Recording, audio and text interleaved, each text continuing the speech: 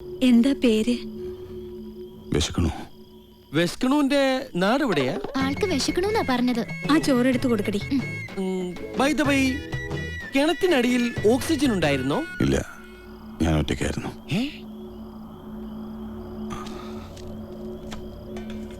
വിളമ്പി കൊടുക്കാൻ പറ്റി?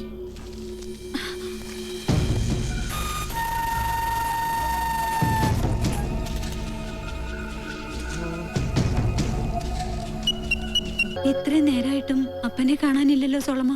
ഇനി പറഞ്ഞ പോലെ വല്ല അബദ്ധവും കാണിച്ചോ? ചുമ്മാ വേണ്ട അതിനും പറയാതിരി.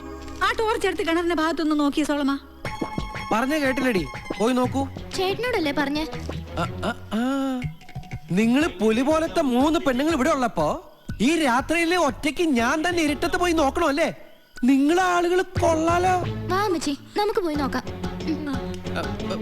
അത് ശരി, അപ്പൊ എന്നെ ഒറ്റയ്ക്കാക്കിട്ട് പോകുന്ന പരിപാടിയാ? എല്ലാവരുടെ അപ്പനാവുമ്പോ ഒരുമിച്ച് പോയാ മതി, അതാണ് മര്യാദ. ഇവരെന്താ ഒറ്റയ്ക്കാക്കി എന്നെ പാഠം പഠിപ്പിക്കുക? പ്രത്യേകിച്ച് രാത്രിയില് നമ്മൾ എവിടെ പോയാലും ഫാമിലി ആയിട്ടേ പോകാവൂ. ഒരു അക്ഷരം മിണ്ടരുത് നീ. കല്ലുമ്മ തട്ടി മുഖം അടിച്ചോണ എന്റെ അമ്മച്ചേ അങ്ങനെ മിണ്ടാമോ? കഷ്ടം. ഒന്ന് മിണ്ടാതിരിക്കേട്ടാ. ആ ടോർച്ച് ഒന്ന് ശരിക്കടിച്ചേ. അപ്പാ അപ്പാ, ആരൊക്കെ വന്നിരിക്കണെന്ന് നോക്കിയേ. അമ്മച്ചി, അപ്പനെ കിണറ്റിലില്ല. നമുക്ക് അമ്മയുടെ കിണറ്റിലൊന്ന് പോയി നോക്കിയാലോ? അടിയിലെ ദൂരം വഴി അങ്ങോട്ട് പോയിണ്ടെങ്കിലോ?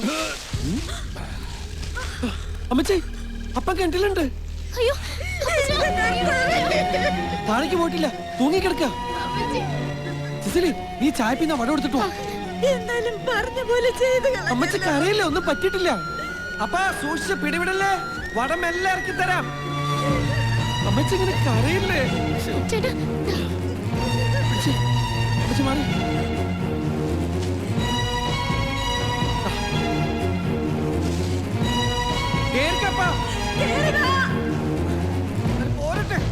അപ്പനെന്താ ഭാര?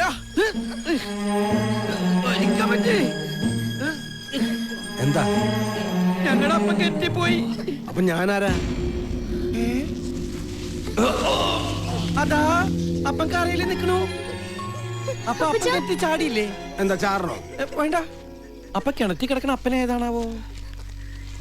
ആരായാലും പിടിച്ചു കയറണ്ട. അപ്പാ അല്ല, ആരാ? പിടിച്ചോ, പിടിച്ചേറ്റ് അപ്പം താഴെ പോവല്ലേ?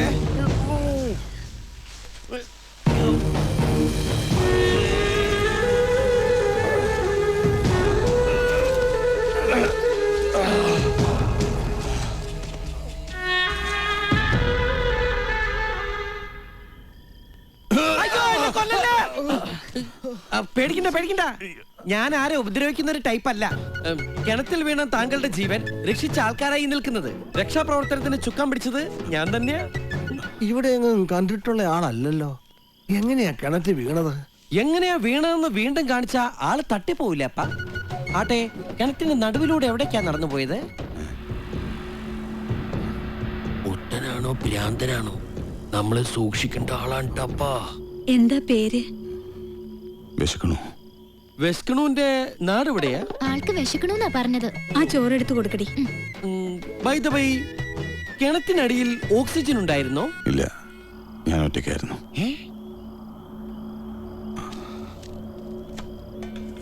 വിളമ്പി കൊടുക്കാൻ പറ്റി?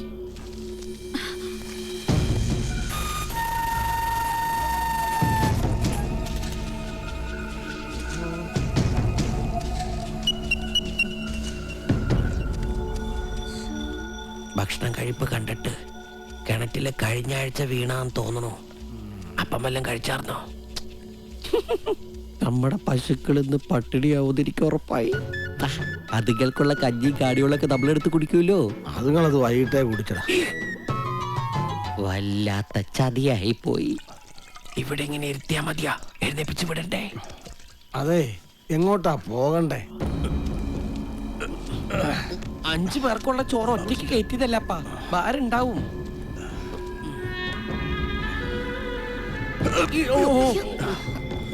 തീരെ വയ്യ. ഈ അവസ്ഥയിൽ വിട്ട വല്ല വഴിയിലും മറിഞ്ഞുകൊണ്ട് കിടക്കും. പാവം, ഈ വരാന്ത തന്നെ കിടന്നോട്ടെ, രാവിലെ എഴുന്നേറ്റ് പോക്കോളും.